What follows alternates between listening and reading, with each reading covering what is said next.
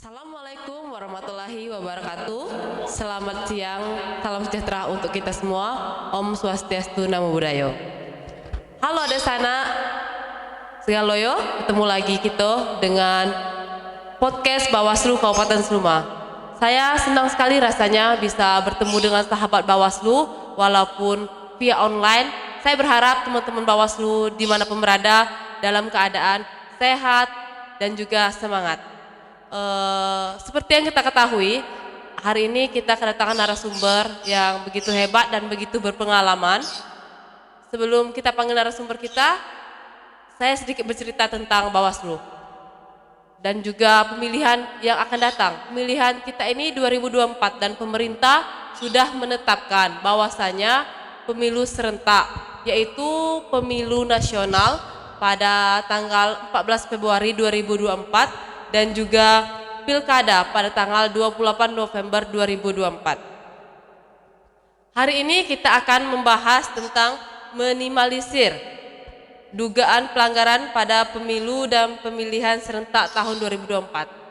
Narasumber kita adalah mantan anggota KPU Kabupaten Seluma tahun 2007 sampai dengan 2012 dan juga 2012 sampai dengan 2017. Kita sapa, selamat siang Bapak Haji Al-Fajri. Selamat siang, Assalamualaikum warahmatullahi wabarakatuh. Waalaikumsalam warahmatullahi wabarakatuh. Gimana kabarnya hari ini? Alhamdulillah. Ini sehat, baiknya nih dipanggil apa ya? Dang, Om atau Ci. Oh Ci. Makin mudah saja Pak Ci. Pak Ci kan? Pak Bapak Ci. kecil. Bapak kecil, ya benar muda. sekali. Semangat Pak. Alhamdulillah, harus semangat kita. Harus semangat ya. Gitu juga buat sahabat Bawaslu di rumah harus semangat. Pak Ci sudah tua tapi jiwanya masih semangat pemuda ya. Masih muda. Oh masih muda, siap, masih muda. Apa kesibukannya sekarang Pak Ci? Ya, di masa-masa akhir hayat ini. Ya, ini. Kita cuman istilahnya wira swasta sedikit-sedikit untuk menyambung kehidupan saja. Oh siap. Gitu. Berarti sekarang sibuk menikmati masa tua? Ya, Alhamdulillah. Masih Pensiun, ya? diberi kesempatan masa tua. Oh, siap. Jadi begini Pak Ci, saya sudah punya beberapa pertanyaan dari sahabat Bawaslu di rumah, mewakili sahabat Bawaslu di rumah untuk mempertanyakan beberapa hal. Karena Pak Ci ini kan salah satu orang hebat di Kabupaten Seluma, jadi kami sedikit bertanya. Bukan siapa yang bilang orang hebat ini. Ya, semua. Nah, ini semuanya siapalah saya. Kalau orang-orang Bengkulu bilang kan orang kita Seluma, siapa saya? Saya ini belum ada apa-apanya. Ini Pak Ci, saya mau menanyakan, seperti yang kita sudah ketahui, pemerintah juga sudah menetapkan bahwasanya untuk pemilu tahun 2024 kita masih menggunakan undang-undang yang lama. Itu bagaimana menurut Pak Ci? Baik, kita tahu dulu undang-undang yang lama itu, kalau tidak salah saya, itu kita masih pakai undang-undang nomor 7 tahun 2017 Iya. untuk legislatifnya, dan untuk pilkada dan pilpresnya itu kita menggunakan undang-undang nomor 10 tahun 2016. Iya. Ya Pak Iwan ya. Ya, itu masih undang-undang lama. Di undang-undang undang-undang nomor 10 tahun 2016 tersebut itu diamanatkan, kalau tidak salah ingat saya, itu pada tahun 2024 itu harus ada pemilu serentak. Ya, serentak. Itulah dasar pemilu kita yang akan datang. Iya. Jadi sehingga masih menggunakan undang-undang yang lama. Jadi menurut saya, kalau kita masih pakai undang-undang lama, jadi inovasi yang akan mungkin ada peraturan KPU atau peraturan Bawaslu ini masih mengarah ke undang-undang lama, tidak bisa berinovasi baru. Karena kenapa? Regulasinya tidak menguatkan. Iya. Kita ingat pada pemilu tahun yang lalu banyak gugatan terhadap peraturan KPU maupun peraturan Bawaslu karena berinovasi, sedangkan undang-undangnya itu tidak diatur di sana. Seperti kita contohkan penggunaan kalau nggak salah Pak Iwan C1 IT, ya kan? C1 IT itu tidak bisa kita gunakan sebagai dasar dari perhitungan. Nah, dari sistem situng kalau nggak salah. Nah, pemungutan suara itu sistem itu situng itu. Jadi inovasi yang diterapkan oleh KPU, karena kita KPU kabupaten kan, Bawaslu kabupaten hanya sekedar menjalankan peraturan, menjalankan undang-undang kepemiluan yang sudah ada. Itu batas kita. Kita tidak bisa mengadap kebijakan-kebijakan lain. Sementara yang mengadap kebijakan itu di tingkat pusat. Yang permasalahannya timbul di tingkat pusat karena tidak bisa membuat peraturan yang berinovasi. Apalagi mengikuti kemajuan zaman saat ini seperti internet, ya seperti itu kan. Jadi kalau peraturan Bawaslu atau peraturan KPU berinovasi misalnya menggunakan teknologi informasi, sedangkan undang-undangnya ini tidak mengatur itu, sehingga rentan. Ini rentan dijadikan gugatan oleh peserta pemilu. Itu saya rasa. Berarti kalau seandainya nih lebih bagusnya kalau bisa memberi saran berarti dirubah sesuai zaman seperti itu. Iya, kalau hemat kita ini kan kabupaten kan nggak bisa bersuara terlalu tidak ada kebijakan. Ya. Tidak ada kebijakan itu kalau kita cuma berharap dari pusat, karena pembuat undang-undang ini adalah DPR. Iya benar. Ya, legislasi. Nah ini kita berharap masih ada waktu, saya rasa. Kita berharap undang-undang pemilu ini bisa menyesuaikan dengan kemajuan teknologi sehingga memungkinkan penyelenggara di tingkat pusat itu membuat regulasi turunan dari undang-undang tersebut sehingga ada inovasi-inovasi baru untuk kita yang di kabupaten ini bisa menjalankan dan bisa digunakan sehingga untuk membackup rentan gugatan-gugatan yang akan timbul kemudian. Tentu 2 periode Pak Cik di KPU kemarin banyak sekali permasalahan yang Pak Cik temui. Nah, yang ingin saya tanyakan, bagaimana sewaktu Pak Cik menjabat kemarin mengidentifikasi masalah-masalah tersebut? Gitu ya, permasalahan. Karena ini saya 2 periode. Ya. Periode pertama ini permasalahan yang sering timbul dan sangat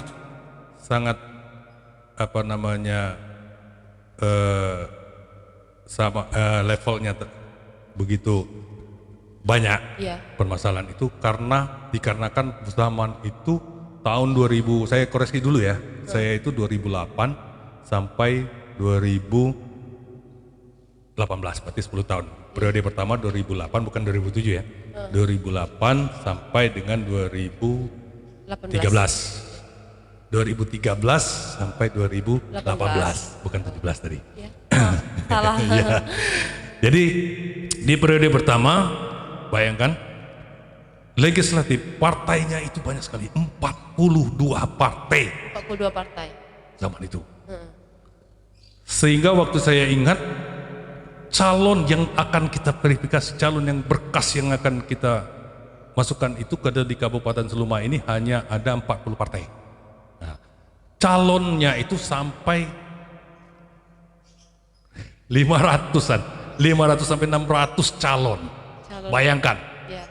Banyak sekali. Begitu rumitnya. Serta suara. Bisalah bayangkan, mereka membuka surat suara itu nggak bisa sekaligus kelihatan. Nah, itu kan sehingga banyak sekali permasalahan yang timbul. Nah, di tahun berikutnya belum lagi masalah data pemilih, banyak sekali. Jadi untuk apa tadi pertanyaannya tadi? Mengidentifikasi permasalahan ini. Kalau zaman saya dulu, ini kan zaman saya. Itu banyak sekali istilahnya seperti data pemilih karena belum komputerisasi, belum ada zaman pertama itu belum ada namanya SIDALI, sistem mata pilih itu belum ada manual, itu rumit sekali. Sehingga banyak saudara-saudara kita yang punya hak memilih tidak tersalurkan seperti itu. Nah, di tahun berikutnya permasalahan timbul agak berkurang karena partai politiknya juga sedikit, sehingga gitu. Nah, permasalahannya seiring dengan kemajuan teknologi, bukan ke pesertanya lagi, tapi ke teknologinya, ke internetnya. Nah, ini permasalahan mengidentifikasi. Mungkin nanti untuk 2024 saya yakin ini berbasis IT. Hoax ini akan muncul. Karena kenapa? Begitu gampangnya seorang berbicara, menyampaikan sesuatu dan dibaca dengan orang yang banyak. Ya. Ya kan? Netizennya. Ya. Jadi sehingga itu nanti ini akan banyak sekali nih. Ini banyak sekali isu-isu baik kepada penyelenggara maupun kepada peserta. Nah, ini mungkin kawan-kawan dari penyelenggara pemilu saat ini harus memikirkan ini gimana nih caranya supaya melawan berita-berita hoax ini. Nah, itu kita harus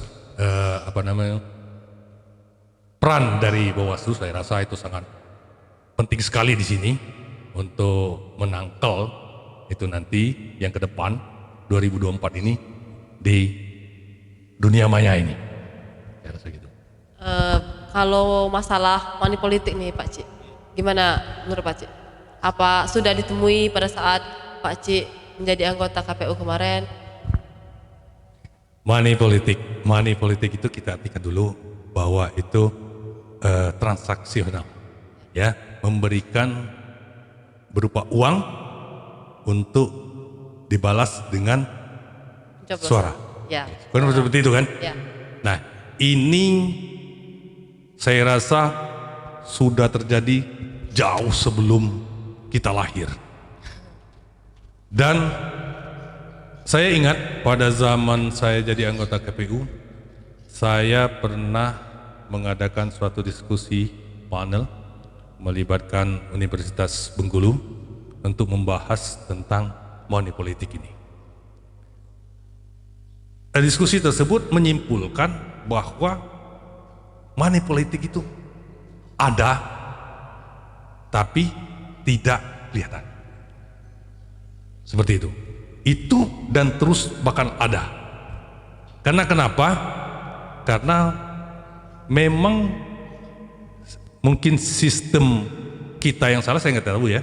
Apa sistem kepemiluan kita yang keliru atau seperti apa, atau memang karakter masyarakat kita yang seperti itu, apa karakter penyelenggara, apa peserta pemilunya seperti itu. Cuman ibaratnya kalau dikatakan ada atau tidak, ya semua orang sudah tahu. Ya. Itu ada.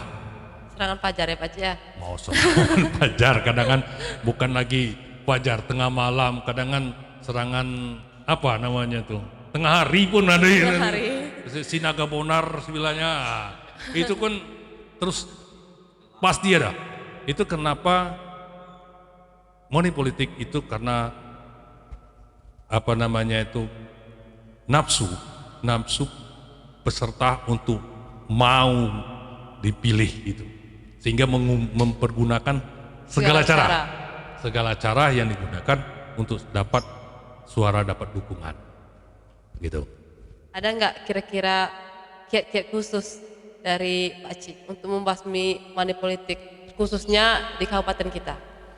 Ya, kalau menurut saya, kalau membasmi, namanya membasmi itu menghilangkan kan.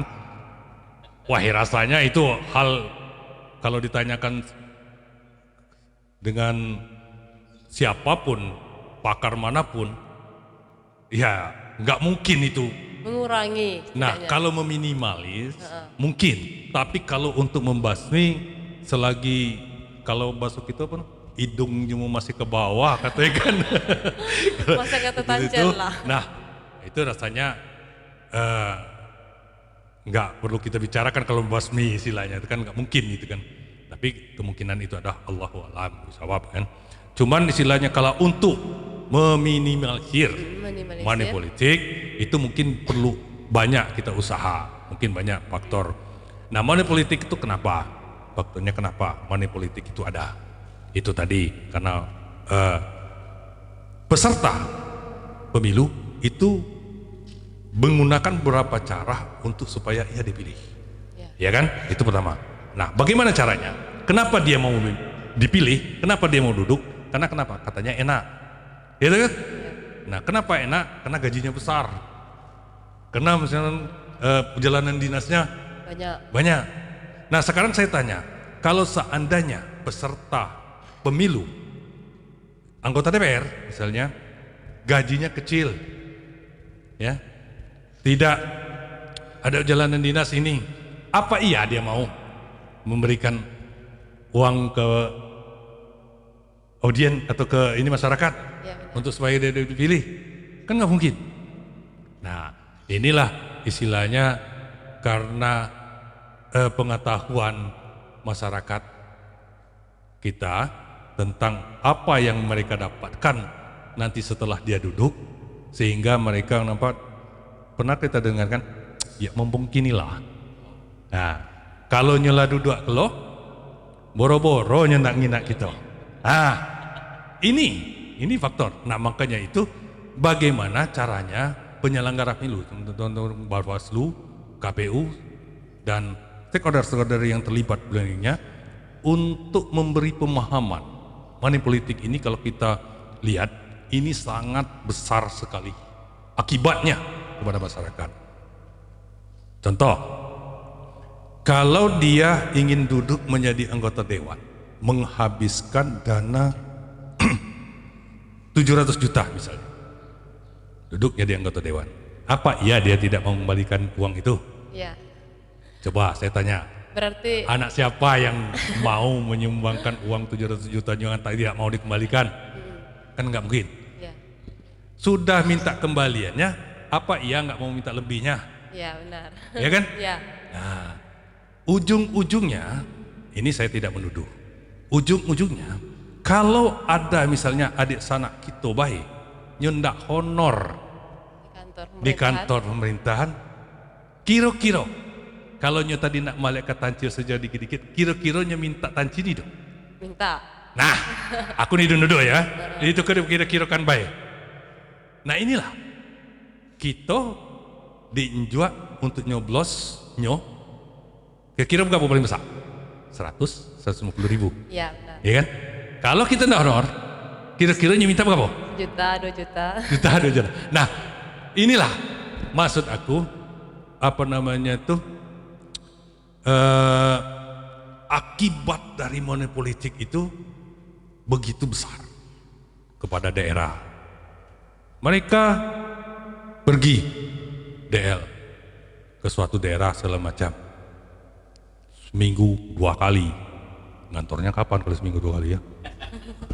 Itu kan, setelah pulang, apa iya ada imbas dari uang kita, uang rakyat untuk mengongkosin ia pergi ke luar kota itu, ada balikannya kan, masakan sen, udah kita lihat semua. Nah, ini besar sekali. Kenapa? Karena perjalanan dinas walaupun dikit dia dapat uang sakunya, seenggak-enggaknya 700 juta tadi, bulan ini kembali cuman 2 juta, bulan besok kembali 3 juta. Bagaimana caranya? Ya mereka lihat. Iya. Nah, kita harus meminimalisir bagaimana hal ini bisa dikurangi setidak-tidaknya. Salah satu contoh meminimalisir dari money politik yang dilakukan oleh KPU saat itu, memfasilitasi peserta pemilu dalam pembuatan alat peraga kampanye, sehingga kos mereka agak terkurangi. Nah, tadi 700 juta misalnya kan bisa berkurang. Nah, ini mudah-mudahan otak mereka nanti mengembalikannya kan tidak terlalu. Nah, itu salah satu contoh untuk mengurangi. Begitu juga mungkin dari kita Bawaslu dengan penyelenggara pemilu mungkin bisa merangkul organisasi-organisasi kepemudaan, organisasi-organisasi keagamaan untuk memberi pemahaman kepada masyarakat bagaimana akibat dari terjadinya money politik itu, sehingga masyarakat kita itu sadar apa akibatnya besar seperti itu. Saya rasa itu usaha kita. Ya, oke, sahabat Bawaslu, selain ada Pak Cik, kita juga ada Komisioner Bawaslu Kabupaten Seluma, Pak Iwan. Selamat siang, Pak Iwan. Selamat siang Adinda Erlita. Sehat, Pak? Alhamdulillah sehat. Semangat ya? Semangat kita. Iya Pak Cik ya, semangat gitu. Ya juga kita ini kan memang program kita podcast pada hari ini. Kita kedatangan tamu istimewa. Beliau ini pernah menjabat sebagai komisioner KPU 2 periode. Tadi udah dijelaskan. Alhamdulillah berkesempatan untuk bisa gabung dengan kita di Bawaslu pada acara podcast yang dilaksanakan pada hari ini. Untuk teman-teman Bawaslu, karena kalau dihitung tahun 2024 masih lama, cuman karena tahapan-tahapan Bawaslu dan KPU sudah mulai, jadi terasa sangat dekat. Kalau mau informasi lebih dalam, teman-teman Bawaslu ingin tahu, siapa tahu nanti ada sekolah kader ya Pak, dan Kabupaten Seluma, ada pemilihan Panwascam, boleh ikuti media sosial dari Bawaslu Kabupaten Seluma, Facebook, Instagram, dan YouTube, semuanya Bawaslu Kabupaten Seluma, benar ya Pak ya? Betul sekali. Ya, untuk di Bawaslu Seluma ini juga memang kita pelaksanaan tahapan pemilihan umum 2024 ini kalau berdasarkan tahapan ataupun program yang dijadwalkan itu kemarin dari hasil RDP antara penyelenggara pemilu baik pemerintah maupun DPR itu sudah sepakat bahwasanya untuk tahapan pemilu sesuai dengan jadwal sesuai yang disampaikan oleh KPU RI kemarin. Itu akan dimulai tanggal 14 Juni 2022. Nah, itu besok ini artinya minggu depan, itu udah masuk tahapan. Nah, saat ini memang KPU sedang merampungkan PKPU atau peraturan KPU tentang tahapan dan program pelaksanaan pemilu 2024 ini nanti. Itu Adinda. Ya, program untuk tahapan ini juga ya Bawaslu juga akan membuat peraturan-peraturan Bawaslu terkait dengan pengawasan tahapan pemilu itu nanti. Ya, dari segi hal sosialisasinya, partisipasi masyarakatnya, betul yang disampaikan oleh Adinda Erlita tadi. Ya, insya Allah Bawaslu akan membuka untuk kader-kader pengawas partisipatif untuk periode-periode berikutnya. Termasuk Adinda Erlita ini sebagai moderator ini kan alumni nih Pak Cik, alumni SKPP pertama untuk Kabupaten Seluma tahun 2019. Ini alumni Bogor ini kemarin. Nah, ini. Ya, mudah-mudahan dengan alumni ataupun kader SKPP yang sudah terbentuk bisa menjadi perpanjangan tangan dari Bawaslu untuk menyampaikan hal-hal pengawasan partisipatif pada umumnya seperti itu Cik. Betul yang tadi disampaikan dibahas oleh Pak Cik tadi, money politik, netralitas, terus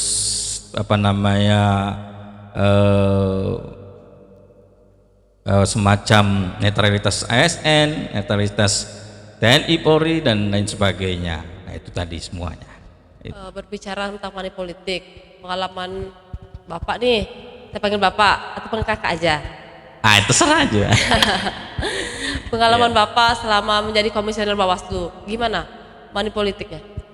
Ya, terima kasih Dinda. Untuk money politik khususnya untuk di Kabupaten Seluma, ya betul yang disampaikan oleh tadi Pak Ci Al-Fajri, bahwasanya untuk money politik khususnya pelaksanaan baik itu pemilihan umum ataupun pemilihan kepala daerah, itu untuk menghilangkannya memang agak susah atau agak sulit kita untuk menghilangkan menghapus di muka bumi atau menghilangkan di jagat raya atau di wilayah kita ini. Untuk menghilangkannya itu memang agak susah karena money politik ini sudah mengakar sampai ke akar paling bawah.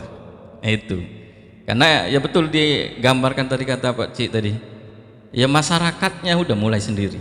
Jadi kita sebagai Bawaslu pengawas ini mensosialisasikan menghimbau kepada masyarakat untuk bisa menolak money politik itu. Karena kapan lagi, siapa lagi yang akan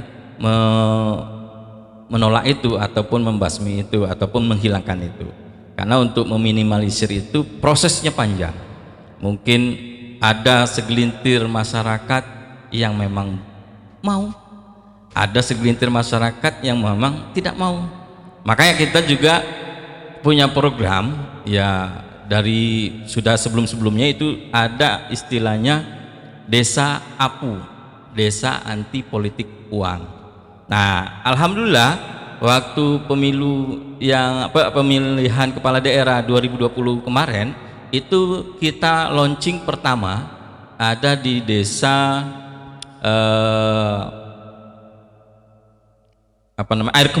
Desa Air Kemuning, Kecamatan Sukaraja, Kabupaten Seluma. Itu kita masyarakatnya antusias sekali. Nah, harapannya dengan itu bisa meminim perbuatan-perbuatan pelanggaran-pelanggaran yang bersifat money politik itu dari politik uang tadi. Harapannya dengan adanya desa anti politik uang itu bisa mencegah baik itu pesertanya itu sendiri ataupun masyarakat sebagai pemilih untuk mengurangi money politik itu tadi.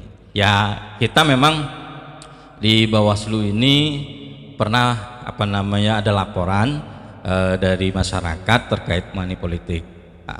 Itu juga sudah kita proses ke Gakumdu dan alhamdulillah memang terkait itu semua, dugaan itu semua diproses ketika itu. Nah, karena ada kekurangan dari syarat material dan formilnya itu terhenti di Gakumdu seperti itu.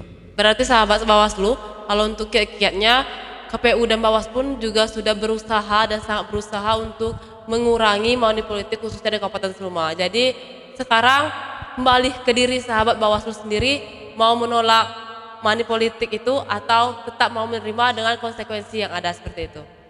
Ini Pak Cik, di masa pencalonan legislatif maupun pilkada, permasalahan pemberkasan itu kan pasti mengakibatkan salah satu pihak akan dirugikan. Ya, menurut Pak Cik, bagaimana caranya untuk dapat minimalisir kesalahan pemberkasan tersebut? Ya, terima kasih. Pemberkasan ini awalnya dari pengetahuan. Kesalahan dalam pemberkasan berarti pengetahuan tentang penyusunan berkas itu kurang, ya kan? Ya. Nah, inilah di KPU itu ada sosialisasi, ada binteknya dalam pemberkasan. Itu kalau dulu, cuman memang volumenya yang dikit. Nah, mungkin ke depan saya rasa untuk cara pemberkasan ini lebih diperbanyak sosialisasinya, binteknya kepada operator-operator partai politik ataupun kepada peserta, langsung kepada peserta, sehingga waktu pemberkasan ini semua waktu di checklist ini bisa semua dicentang seperti itu. Nah, pengalaman saya dalam pemberkasan ini sebenarnya tidak terlalu banyak permasalahan pemberkasan calon-calon, cuman istilahnya adalah 1, 2, 3 aja yang istilahnya kurang ini kurang itu atau tidak ada surat ini surat itu. Nah, ini ya banyak yang kurang itu, temannya ada yang tidak bisa terpenuhi, ada yang bisa dipenuhi, cuman istilahnya pengetahuannya itu dulu dari operator-operator atau dari LO dari partai-partai politik atau peserta pemilu tersebut. Nanti kita mungkin ke depan kawan-kawan KPU dan Bawaslu bisa lebih mengintensifkan lagi masalah pemberkasan ini untuk sosialisasinya atau binteknya? Saya rasa seperti itu. Setiap pemilihan itu adalah beberapa desa biasanya yang melakukan pemilihan pemungutan suara ulang. Nah, menurut Pak Cik nih masukannya, pasti zaman Pak Cik kemarin juga sudah ada mungkin beberapa desa yang ini. Jadi untuk menghadapi pemilu tahun 2024 ini, apa strateginya terhadap PSU atau pemungutan suara ulang?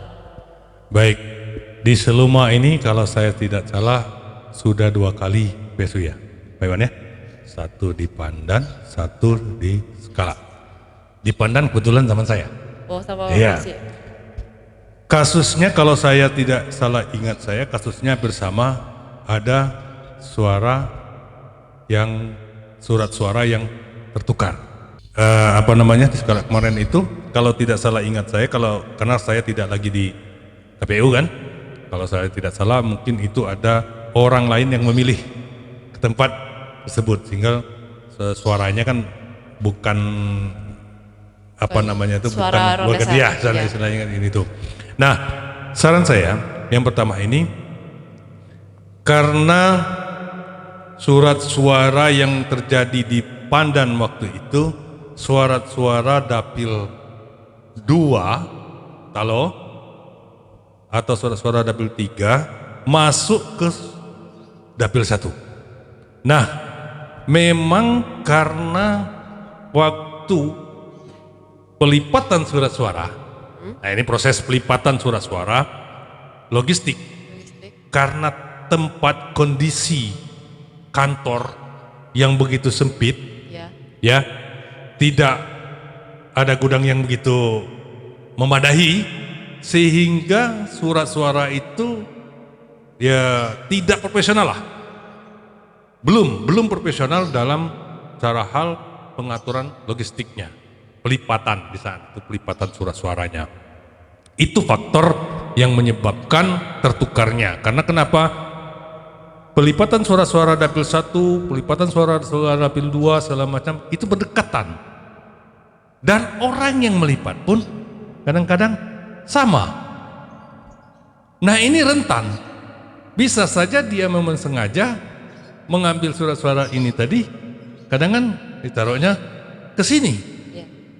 Karena berdekatan orang yang melipat juga sama kadang kan. Nah, ini ketidakprofesionalan. Nah, mudah-mudahan kawan-kawan di KPU maupun Bawaslu bisa mengingatkan kawan-kawan kita di Bawaslu ini, mengingatkan kawan-kawan kita di KPU untuk lebih profesional lah, lebih berhati-hati dalam proses pelipatan. Jangan sampai ke depan hal ini akan terjadi lagi yang mengakibatkan PSU. PSU ini kan ada beberapa faktor yang menyebabkannya.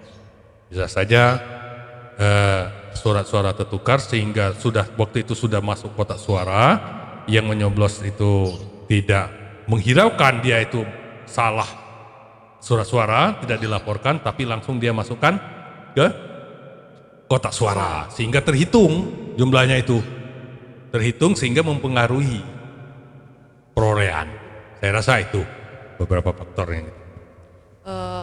Kalau tadi masalah pemberkasan dan juga PSU ya, kalau politik identitas, karena politik identitas ini yang bakal mencuat di pemilu maupun pilkada tahun 2024. Bagaimana menurut Pak Cik? Politik identitas, sebenarnya sistem kita di Indonesia ini sudah mengakomodir sistem identitas ini. Kenapa saya bilang begitu? Setelah reformasi berdirilah yang Muhammadiyah mendirikan PAN, yang NU mendirikan PKB. Ini kan politik identitas akhirnya, sehingga dia merangkul. Jadi politik identitas ini ada kebaiknya, ada jeleknya. Ya kan? Positif negatifnya. Sekarang kita mungkin istilahnya 2024. Gimana? Apakah politik identitas akan muncul? Saya rasa akan pasti muncul. Ini pasti muncul. Karena kenapa? Yang mayoritas karena tidak merasa tidak diperhatikan, sehingga dia memilih calon yang sesuai dengan golongannya. Iya. Ya kan gitu. Maaf dikatakan. Ini sekali maaf, bukan saya rasis atau sebagainya ya. Ini cuma sekedar contoh. Ya, contoh. Calon misalnya beragama A, ya kan? Tentunya yang minoritas, misalnya ada di kepada kita, tentunya pemilih yang sama beragama A tadi, Iya, yang memilih. dia akan memilih dah. Ini kan identitas, Iya, benar. ya kan gitu. Atau suku si B, dia sama-sama suku si B karena dia minoritas. Karena kenapa? Mungkin kepentingan dari minoritas ini tidak terakomodir oleh yang sudah ada, sehingga muncul ini perlu nih, kami minoritas nih, kami perlu nih. Oke, sehingga elit-elit politik ini memanfaatkan, ya kan? Memanfaatkan ini, dan itu saya rasa sama dengan money politik tadi. Terus akan terjadi ini tadi. Dan sistem kita dari negara kita pun setelah reformasi ternyata memang mengakomodir itu. Coba kalau dulu 3, Golkar, PDI, P3. Ya, aman. Kalau sekarang apa? Udah banyak Partai Kristen. Itu kan identitas Ya. semua itu. Nah, gimana kita ngomong ini? Itu pasti terjadi. Memang Kristen negara kita yang seperti itu. Saya kira itu. Ayo.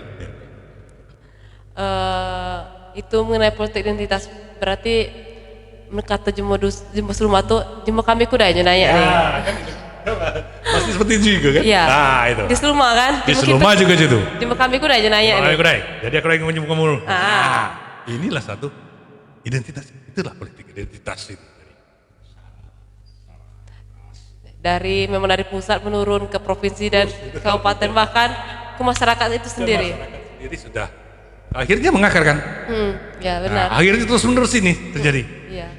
Nah, ya itulah. Jadi kita tidak bisa lagi mengatakan politik identitas. Nah, ya seperti itu memang udah dari sananya udah diakomodir. Tanggapan Bapak nih terkait putusan Mahkamah Konstitusi yang merekomendasikan sanksi dari DKPP terhadap pelanggaran penyelenggaraan pemilu yang dapat diperkarakan Pengadilan Tata Usaha Negara. Ini kan kalau kasus-kasus seperti itu kan kita tuh mengharap keadilan, ya kan? Yang namanya adil itu kan hanya milik Allah, ya. Tapi manusia ini perlu ada rasa keadilan, ya kan? Untuk memuaskan rasa keadilan perlu beberapa cara. Nah, DKPP sering, istilahnya bukan sering ya, bisa saja menjatuhkan sanksi kepada penyelenggara. Itu bisa saja salah, bisa saja keliru dari bukti-bukti yang ada, sehingga yang faktor subjeknya, ya, objek dari itu yang penyelenggara ini mencari keadilannya mana, ya kan? Seperti itu. Sehingga saya setuju. Kalau saya setuju untuk merasa mendapatkan rasa keadilan itu bisa di PT-UN-kan. Nah, bisa istilahnya mencoba usaha kembali untuk bisa menunjukkan apa yang dia rasakan, mungkin kekurang adilan yang diputuskan oleh DKPP. Saya rasa itu bagus untuk penyaringan saya. Bagus untuk masyarakat, bagus juga untuk penyelenggara ya. Iya. Kalau Bapak kemarin jabat 2 periode, paling dominan itu pelanggaran apa yang ada di Kabupaten Seluma nih Pak? Kalau ya saya tahu 2 periode itu kan beda-beda ininya ya, beda-beda permasalahannya.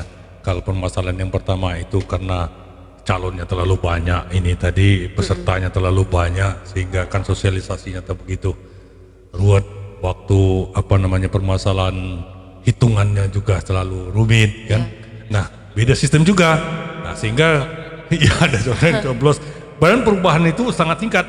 Pertama dia itu coblos, akhirnya centreng itu. Centreng. Terus dulunya pakai nomor urut, Gambar. sekarang langsung ranking dan ada persentasenya pula. Nah, itu mensosialisasikan itu tahun pertama. Begitu ribetnya. Nah, tahun kedua ini lagi disederhanakan 2018 2019 ya. Itu lebih disederhanakan lagi, lebih bagus lagi. Cuman permasalahannya ada yang banyak timbul ya. Yang banyak timbul ini masalah kampanye. Ini yang sering kali dan banyak timbul dan sering dari surat cinta dari Bawaslu masuk dengan kami gara-gara alat peraga kampanye ini yang pelanggaran itu dari peserta pemilu. Saya rasa itu dulu yang ada itu. Kalau ini Pak Iwan, apa pelanggaran yang paling dominan kalau tahun kemarin Pak? Ya, sepanjang saya pernah menjadi penyelenggara, ya sebelumnya ini kan kami pernah menjadi Panwaslu waktu itu karena Undang-Undang Nomor 7 itu belum lahir. Ya, Undang-Undang Nomor 7 itu lahir tahun 2017 ya, Nomor 7 tahun 2017. Artinya sebelum itu kemarin masih menggunakan Undang-Undang Nomor 11 tahun nomor 15 tahun 2011. Nah, perbedaan itu memang ada ya, dugaan pelanggaran aturan undang-undang terkait pilpres, terkait pileg itu juga berbeda. Nah, makanya kemarin Undang-Undang Nomor 8, Undang-Undang Nomor 11, Nomor 15, Undang-Undang Nomor 42 gitu, apa ya? Kemarin itu undang-undang tentang pemilihan pilpres. Nah, dijadikan menjadi satu buku undang-undang, yaitu Undang-Undang Nomor 7 tahun 2017. Nah, proses yang sering terjadi ketika kami masih waktu Panwaslu 2014 yang lalu atau 2013 untuk pileg 2014 yang lalu itu ya seperti yang disampaikan oleh Pak Al-Fajri tadi, dominannya itu adalah masa kampanye. Ada yang curi star istilahnya itu kan, ada pemasangan alat peraga kampanye di sembarangan, di tempat yang dilarang ya, ada pemberian bahan kampanye. Nah, itu kadang juga tempat-tempat yang dilarang tetap dipasang. Nah, akhirnya kita bersurat cinta tadi istilahnya tadi dengan Pak KPU ya, bersurat cinta untuk bisa menyampaikan dengan peserta pemilu. Kadang kita sampaikan ke KPU juga kita langsung sampaikan ke peserta itu sendiri. Nah, sehingga waktu kami di legislatif yang 2019 yang lalu itu ada yang melebihi dari jumlah yang ditetapkan oleh KPU.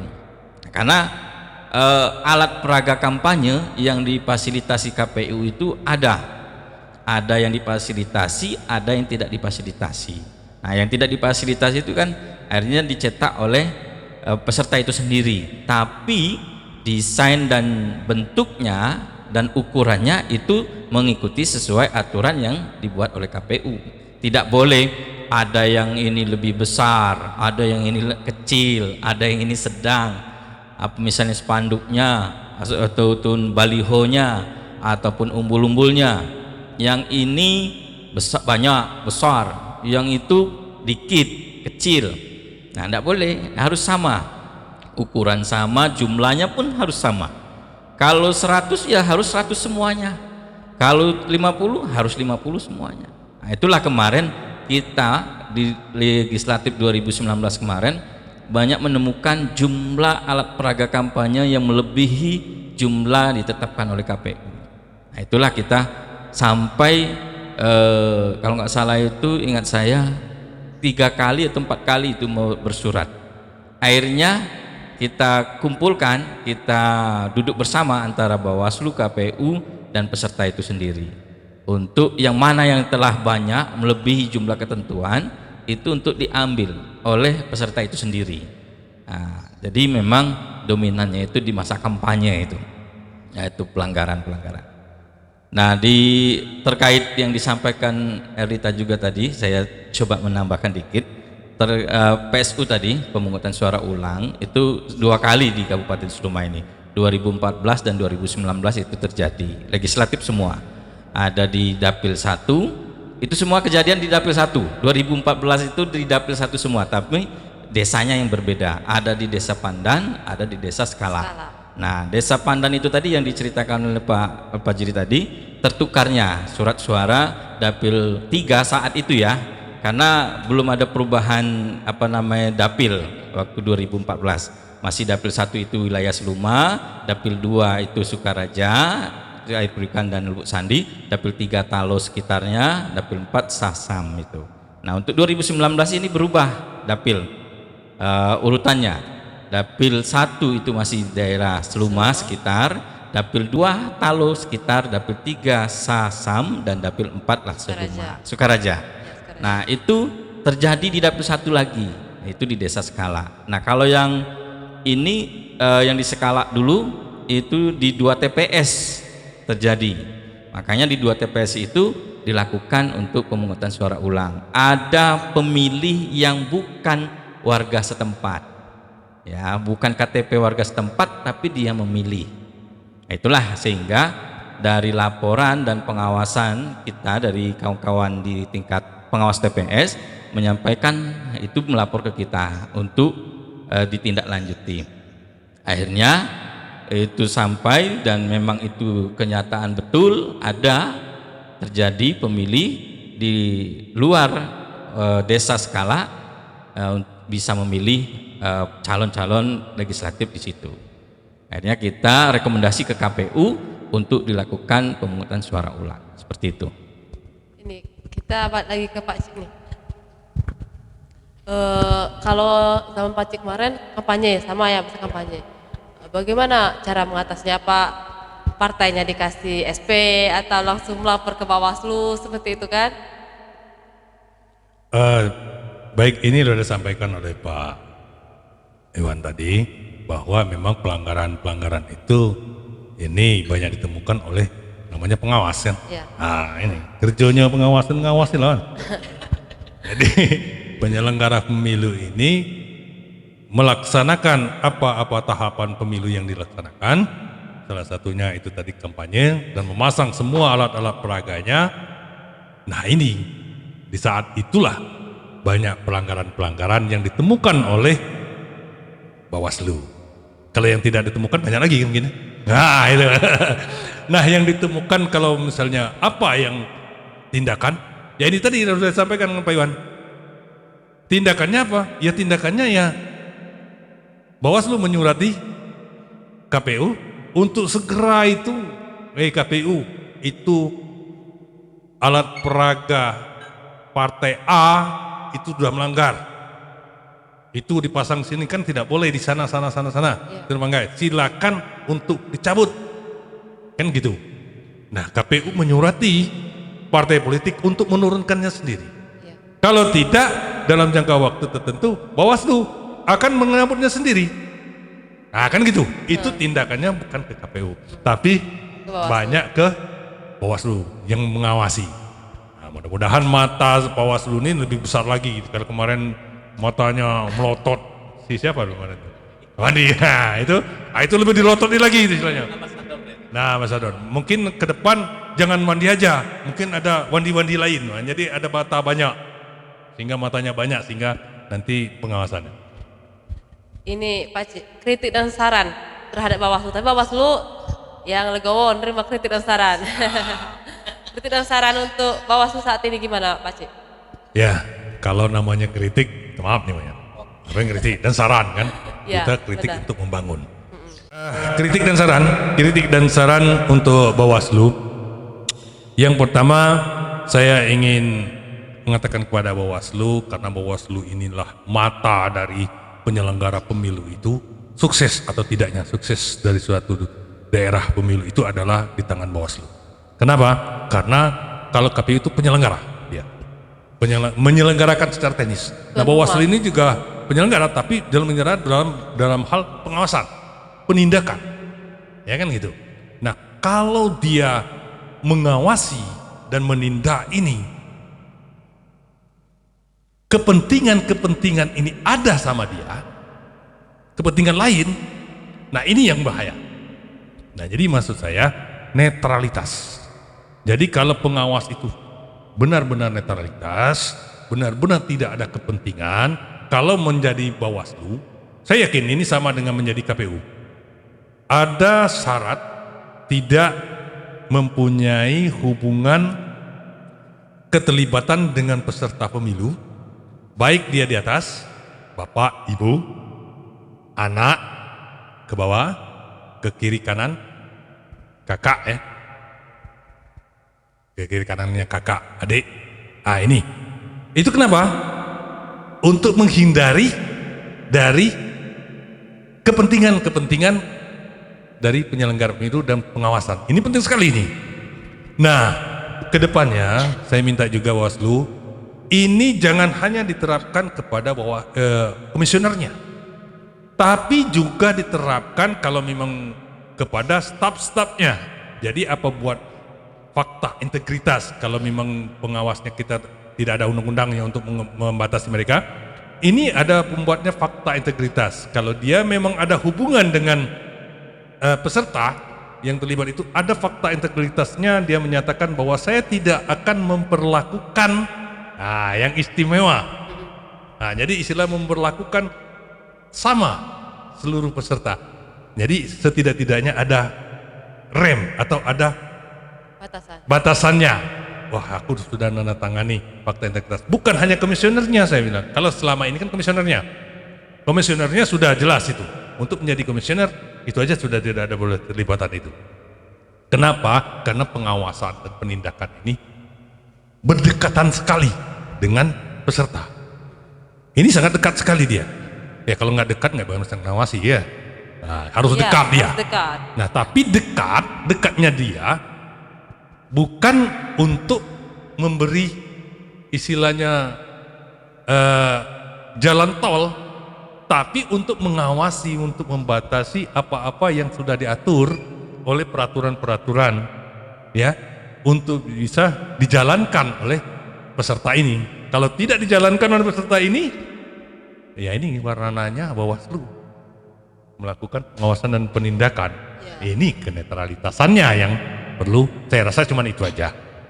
Saran saya. Ini pertanyaan dari saya pribadi nih Pak.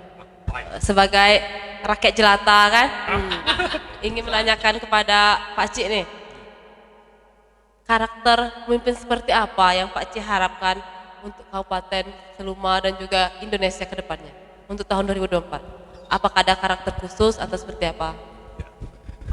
Harapan ya? Ya. Kalau melihat dunia udah gila ini, harapan saya pemimpin Kabupaten Seluma nanti lebih gila lagi. Gila dalam artian dia mempunyai ide yang tidak dipikirkan, bukan sekedar lurus-lurus saja. Bukan ide cari aman. Jadi bukan ide cari aman. Jadi ide yang punya inovator, dia mempunyai inovasi yang tidak umum lah. Seperti misalnya, saya contohkan saja. Ya. Mungkin pemimpin-pemimpin kita sekarang tidak terpikir mungkin ada kereta api di Kabupaten Seluma ini. Iya benar. Ya kan? Kenapa? Pemimpin Seluma ke depan ini, kalau harapan saya, dia punya ide gila. Dia punya ide gila. Ide yang makan biaya mungkin besar sekali, tapi dia punya ide, punya harapan, punya mimpi. Bukan sekedar, wah ini nanti saya nanti takut ini takut ini. Ini sudah. Kita seperti inilah terus. Tidak akan berkembang.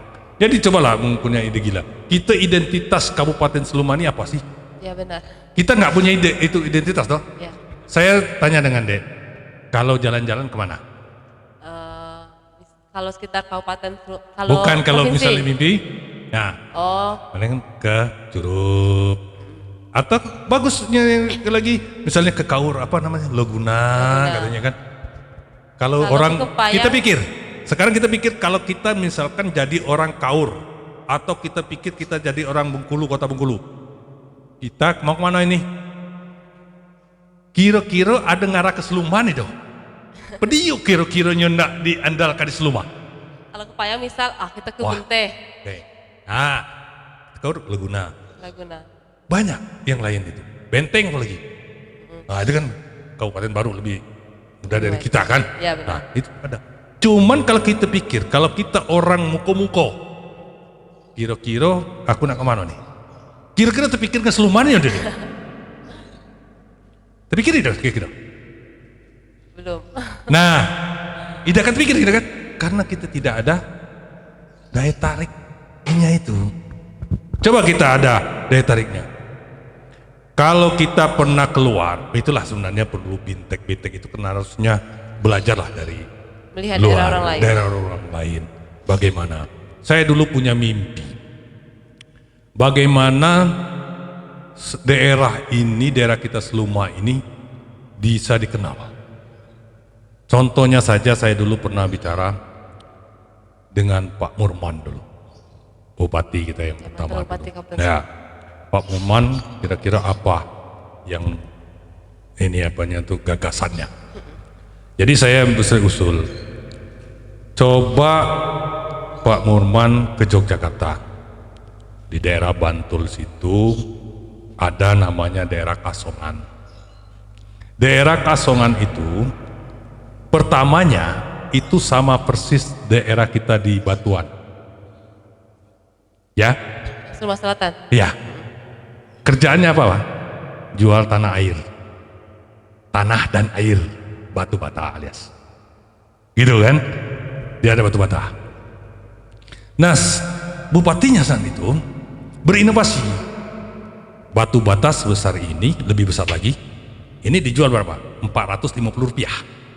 Ya kan? Ya. Nah, itu dibuat sekecil ini. Harganya berapa? 2.500. Bahannya lebih dikit padahal, tapi harganya lebih mahal. Gimana? Gimana caranya? Nah, inilah didatangkanlah ahli untuk membuat namanya gerabah. Ya kan? Kita tahu kan? Souvenir gerabah. Iya. Nah, sekarang Bapak Man coba ke Kasongan itu, lihat masyarakatnya. Di Kasongan dulu masih gubuk-gubuk rumah orang. Sekarang ruko semua. Di pinggir jalan tuh ruko semua dan dipajang semua souvenir. Termasuk dengan kini peningkatan saya lihat terakhir saya ke sana, saya lihat ada pengembangan keramik-keramik. Ya. Dan terus banyak lagi yang dari keramik-keramik itu tadi souvenir. Ini bukan konsumsi dalam, bukan konsumsi di Indonesia saja, sudah ekspor, sehingga orang Amerika itu dia souvenirnya itu dari mana? Kasongan. Dia nggak tahu Indonesia, tapi tahunya Kasongan. Nah itu. Nah bagaimana juga saya bilang di Batuan kita, Dek, coba lihat kalau setiap pesta. Pernah lihat itu datang pesta kan? Dengan itu kan ada souvenir. Iya ada. Ada kan? Ada. Souvenir kecil-kecil itu kan? Itu kita beli di mana? Coba tanya dengan yang itu pesta. Kalau saya Bu, kemarin, pesta saya kemarin beli di Jakarta, pesan Tuh. online. Tuh, Jakarta kan? Iya. Berarti apa? Memberikan rezeki orang Menaikkan luar ekonomi kan? orang luar daerah. Iya kan? Iya. Kenapa mbaknya, deknya tidak cari di sini? Gak ada kan? Belum ada pelaku ekonominya. Nah, itu baru satu orang. Berapa habis biaya? Ongkirnya aja puluhan ribu. Nah, baru ongkir. belum itunya. Iya. Itu baru satu orang, Dek. Souvenir kecil. Kadang, Nah, kalau mana kita punya satu daerah yang khusus untuk membuat itu, diajarkan, dididik. Berapa sih diajarkan, kita datangkan tenaga ahli dari Jawa sana, kita gaji satu orang 4 juta lah sebulan gitu. iya. Sebulan aku rasa udah pinter orang kita membuatnya kan. Udah pulangkan dia. Ya kita buat sendiri. Nah itu berapa? Cuman cukup itu aja dulu. Itu kecil kan? Iya. Nah, program kecil istilahnya. Itu aja sudah memenuhi perekonomian dan sudah akan nanti souvenir-souvenir ini dikenal di Kota Bengkulu. Oh di mana itu? Oh di daerah itu. Ini di mana ini? Seluma. Kalau orang luar provinsi main ke Kota Bengkulu, beli oleh-oleh di mana? Di Seluma saja, Nah, bagus. aduh yang itu. Nah, kan ini namanya identitas dari Iya. kabupaten kita itu apa? Tidak ada yang punya itu. Saya rasa itu harapan saya, tapi cuma mimpi. Iya. Mimpi saya itu. Kita sama-sama berdoa ya Pak ya. Ya, amin, Pak amin. Ci dan Mudah-mudahan Bapak ke depan Iwan. ada pemimpin. Semoga pemimpin selanjutnya itu amanah dan juga bisa Amin, amin. membangun Seluma lebih maju lagi, Ya. menjadi kabupaten yang maju. Karena seperti kata Pak Cik tadi, karena Kabupaten Seluma ini orangnya gila-gila, pemimpinnya lebih gila lagi. Harus lebih gila lagi sebenarnya. Mungkin itu saja podcast siap. kita pada siang hari ini Pak Cik. Saya sebagai moderator mengucapkan banyak terima kasih. Sama-sama. Benar kata-kata pepatah. Ilmu yang paling berharga itu adalah pengalaman. Pengalaman. Ya, pengalaman Pak Cik yang luar biasa. Amin. Semoga doakan kami yang ada di sini bisa menjadi orang yang seperti Pak Cik dan juga Bapak Iwan. Amin, amin, amin. Amin amin. Ya. Itulah sahabat Bawaslu podcast kita pada hari ini ditemani oleh mantan anggota KPU Kabupaten Seluma dan juga Komisioner Bawaslu Seluma. Apabila ada salah kata pada Pak Cik, Pak Iwan dan sahabat Bawaslu, saya meminta maaf karena kesalahan itu hanya milik setan, manusia hanya korban. Billahi fisabilillah, fastabiqul khairat. Assalamualaikum warahmatullahi wabarakatuh.